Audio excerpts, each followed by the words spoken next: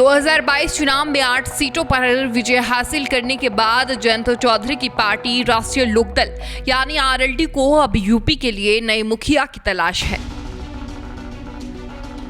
जयंत चौधरी और उनकी पार्टी पर टिकट बेचने और भ्रष्टाचार के आरोप लगाकर प्रदेश अध्यक्ष इमरान मसूद के पद से इस्तीफा देने के बाद पार्टी अब नए चेहरे की तलाश में है।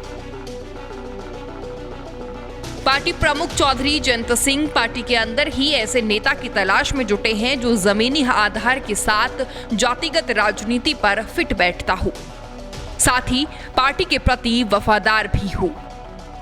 दरअसल विधानसभा चुनाव परिणाम घोषित होने के बाद जयंत चौधरी ने यूपी की पूरी कार्यकारिणी ही भंग कर दी थी। वहीं तत्कालीन प्रदेश अध्यक्ष डॉक्टर मसूद भी जयंत चौधरी पर आरोप लगाते हुए उन्होंने भी पार्टी से इस्तीफा दे दिया।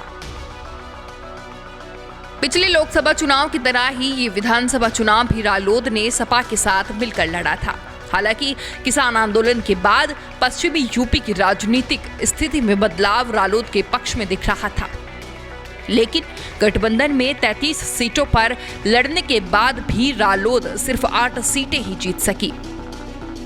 वैसे पिछले विधानसभा चुनाव के हिसाब से रालोद का प्रदर्शन बेहतर रहा।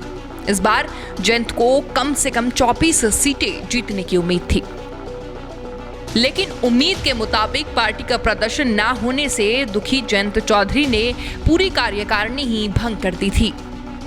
अब केंद्रीय नेतृत्व यूपी की कमान पार्टी में बाहर से आए किसी नेता के स्थान पर पार्टी के लिए लंबे अरसे से काम कर रहे पार्टी के प्रति किसी निष्ठावान नेता को सौंपना चाहता है। ऐसे में कई नेताओं को लेकर मंथन चल रहा है।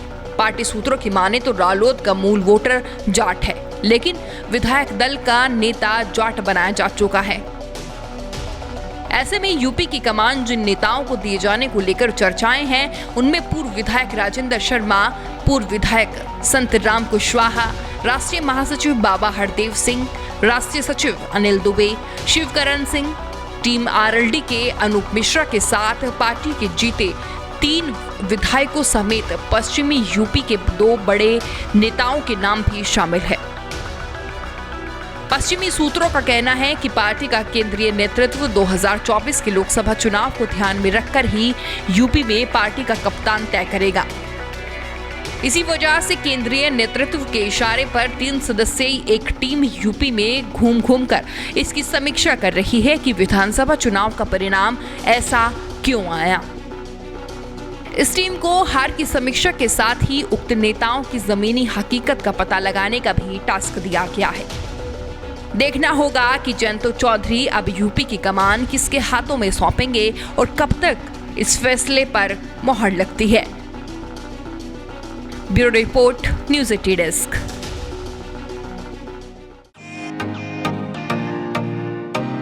फेसबुक और यूट्यूब के बाद अब आपका पसंदीदा चैनल न्यूज़ 80 डेली हंट पर भी फॉलो करें।